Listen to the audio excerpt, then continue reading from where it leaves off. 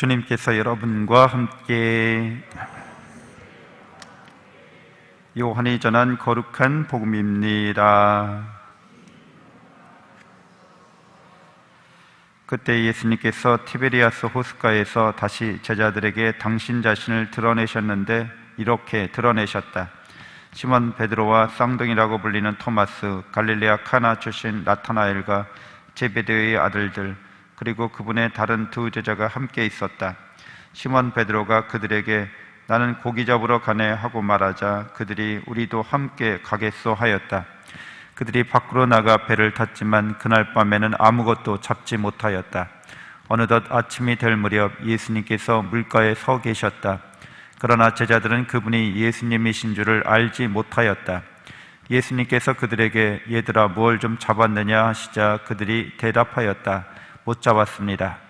예수님께서 그들에게 이르셨다. 그물을 배 오른쪽에 던져라. 그러면 고기가 잡힐 것이다. 그래서 제자들이 그물을 던졌더니 고기가 너무 많이 걸려 그물을 끌어올릴 수가 없었다. 예수님께서 사랑하신 그 제자가 베드로에게 주님이십니다 하고 말하였다. 주님이시라는 말을 듣자 옷을 벗고 있던 베드로는 겉옷을 두르고 호수로 뛰어들었다. 다른 제자들은 그 작은 배로 고기가 든 그물을 끌고 왔다. 그들은 뭇에서 100m쯤밖에 떨어져 있지 않았던 것이다. 그들이 뭇에서 내려서 보니 숯불이 있고 그 위에 물고기가 놓여 있고 빵도 있었다.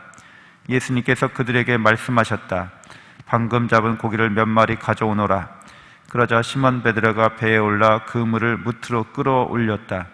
그 안에는 큰 고기가 153마리나 가득 들어 있었다. 고기가 그토록 많은데도 그물이 찢어지지 않았다. 예수님께서 그들에게 와서 아침을 먹어라 하고 말씀하셨다.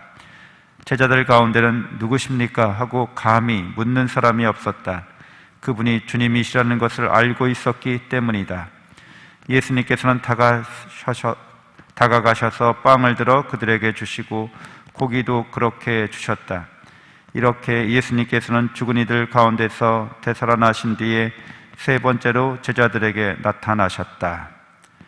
주님의 말씀입니다. 참 예수님, 하나님의 복동이 고맙습니다. 고맙습니다.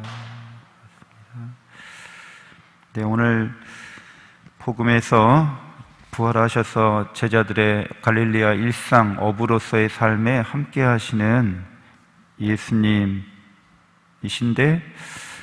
요한 사도만 알아보고 나머지 제자들은 알아보지 못하는 모습이었습니다. 그리고 그분께서 불을 지피시고 아침을 제자들에게 먹이시는 장면은 그분의 사랑이 얼마나 충만한지 우리들에게 잘 드러내 주십니다.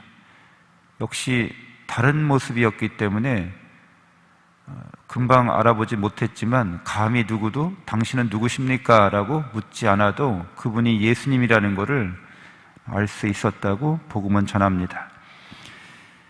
아침 일찍 출근하시거나 또 새벽 미사 이렇게 하시고 나서 집에 들어갔더니 이렇게 출근하기 전에 이렇게 아침밥을 차려주거나 이런 모습은 자상하게 사랑하는 모습인데 예수님이 마치 그런 모습처럼 우리에게 보여집니다.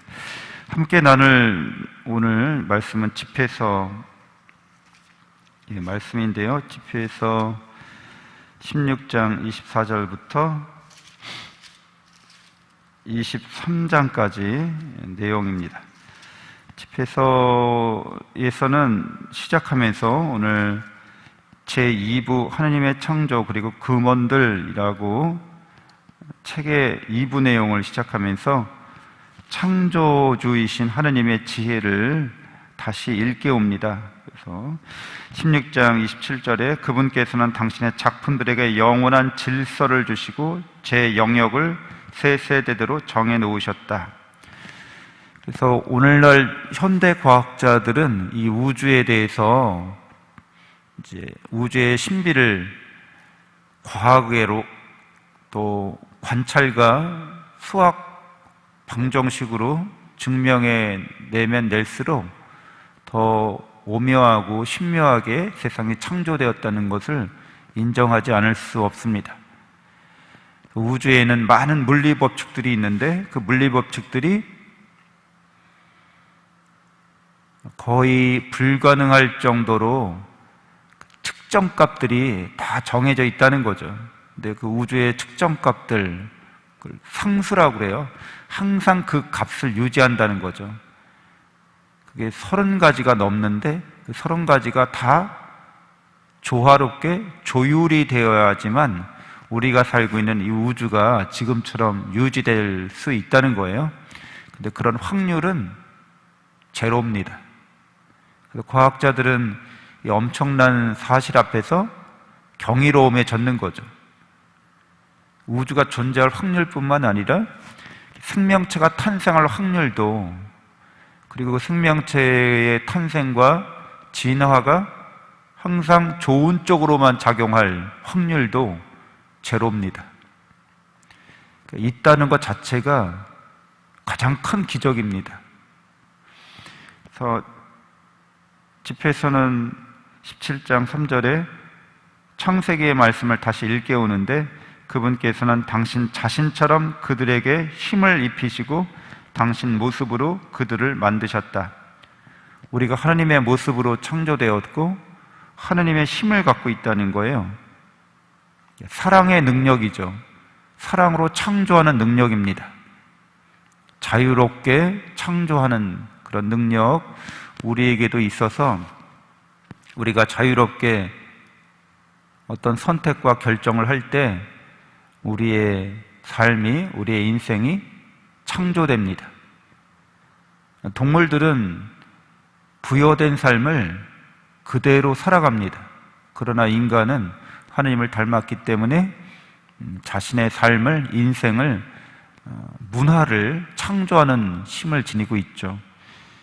그래서 인간이 늘 하나님의 업적을 찬양하도록 집회서 17장 8절에서 10절까지 인간의 위치가 이 창조계 안에서 그런 하나님의 사랑의 업적을 찬양하고 선포하는 것이라고 우리에게 일깨워줍니다. 집회에서는 우리에게 말씀드린 것처럼 신약과 굉장히 가까이 있고 신약의 초대교회 신자들이 자주 읽었던 책이라는 것이 신약의 곳곳에 나타나 있는 비유나 말씀과 그 모티브를 찾을 수 있다는 거죠. 그렇게 신약이 말하고 있는 그런 요소들이 이미 구약에서 발견되는데, 특별히 집회서에서 그렇게 발견됩니다.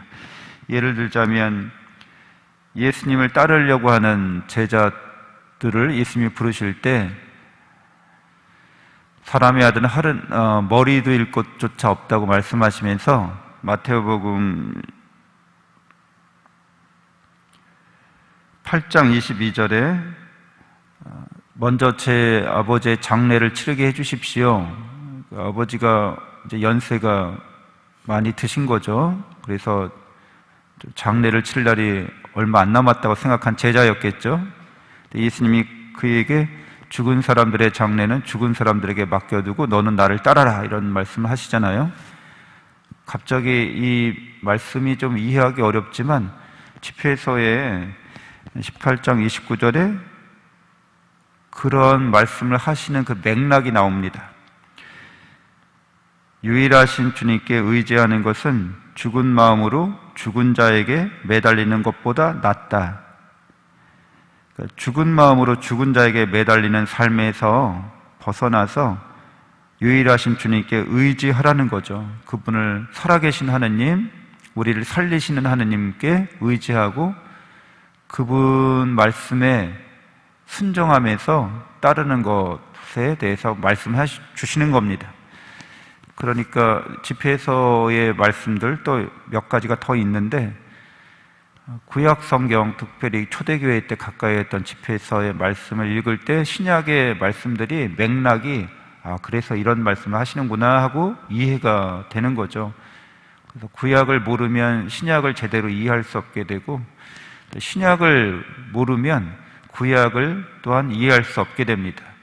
그래서 우리는 성경을 통독하면서 하느님의 말씀에 더 가까이 접근할 수 있게 됩니다. 잠시 묵상하시겠습니다.